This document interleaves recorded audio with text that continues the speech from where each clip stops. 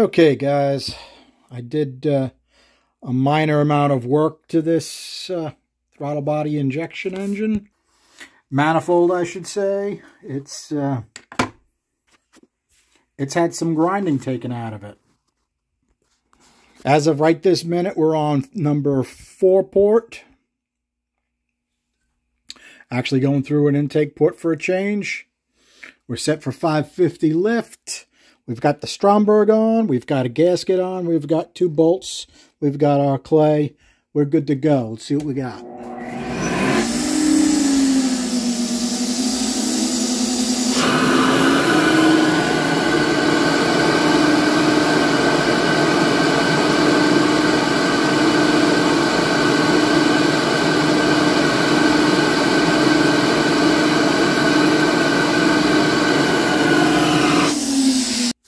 Okay, so we are on the lower plenum 4.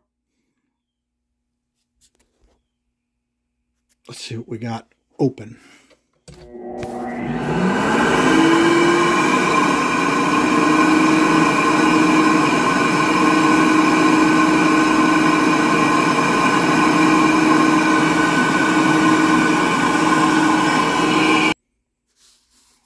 Okay, set up on 5 now.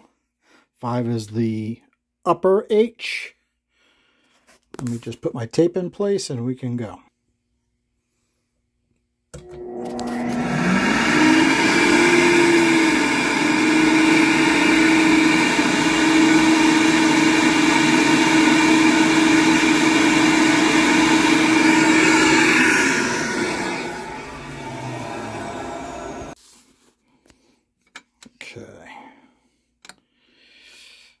All right, number 5 with the Stromberg on. Let's see what we got.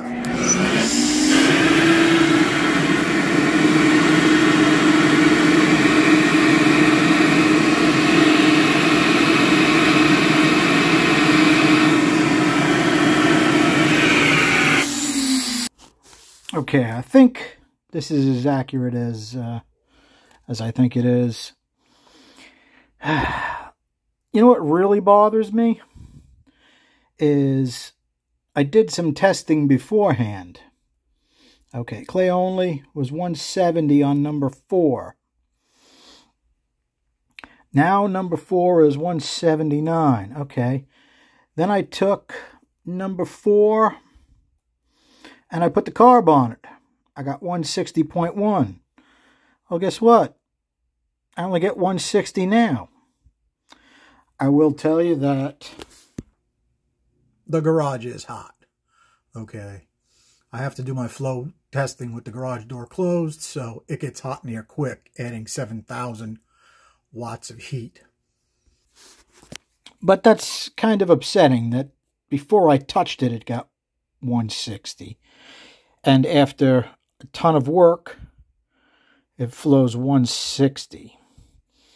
I didn't put a carburetor on the other one because number 5, which is the upper plenum, didn't flow nearly as well. It only flowed 170 before. And now, open, it's 187.3. I got nice flow gains on the upper plenum. It probably was considerably less than 160 because number 4 flowed 175 before I touched it. Number 5 only flowed 172. So I'm going to say I got a small gain on number 5, but for the amount of work it has, let's see if we can get in there with our light. You can see this has got a considerable amount of work done to it. Okay, and all the runners are done. Basically 2 full days worth of work. Okay, it may be hard to see. Let me see if I can get some extra light in there. Okay, this is number 5, I think. It's got some nice curves. I mean, without exaggeration, a 250 thousandths worth of metal had to come out on one side. you actually have to be careful on this side of each port that you don't go through the casting to get a decent shape on them.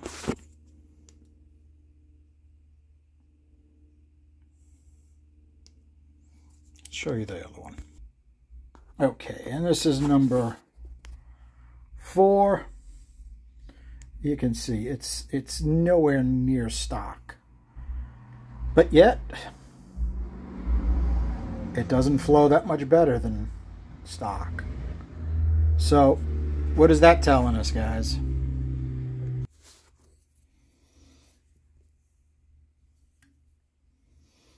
Okay, I don't know if you guys can see this or not, but it cracked right here.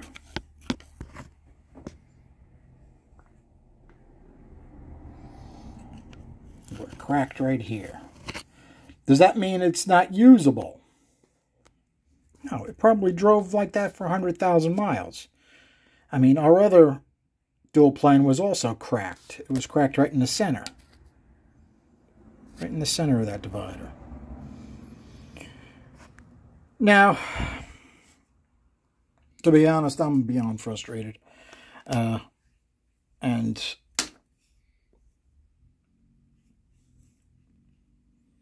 I was really expecting this to do really well. I mean, if you guys remember, I figured this would flow 150 CFM stock. Well, it flowed better than that stock. But it didn't make huge gains porting. So what do we do next with it? I'm not really sure. I think I'm going to take a day off from Mission Impossible.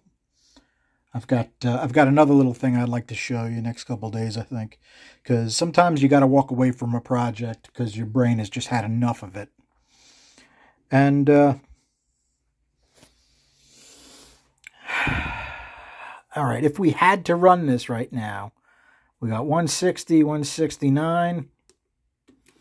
I'm sure the other runners would follow suit. Not great. Not great at all. And that's with the bigger carburetor than we were using on the smaller dual plane. That Stromberg has got larger butterflies in it, so it should flow quite a bit more.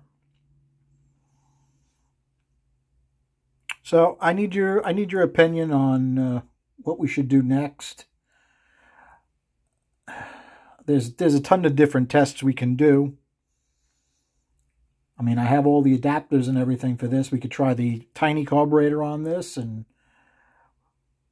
with the spacers, we could probably even use our aluminum, big aluminum spacers. Something to think about. All right, guys, I can't think of anything else right now. I mean, you would think, right? That's a good size. That's a good size opening. The plenum is downright generous compared to the other dual plane. Even the way this runner is done. See how much wider it is here to ease this turn? It should be like night and day of the other one, and it is. It's shaped just like this. Number 5. Yeah, number 5 is not, it's better than number 4. But we can't see how number 4 is shaped underneath because it's got that giant water jacket. Okay, this is what really hurts 4. If you look all the way down there, right, we've got a nice curve coming out. But all the way inside, we've got this terrible sharp corner. I mean, I can get to it with a burr, but the only thing you can really do to it is you can't round it too much. You can flatten it a little bit. We'll have to let that sit in my little brain for a while. What I need is a reverse taper burr. I don't have a burr that's wider at the very end and then tapers down to the shaft. I'm going to have to get one of those.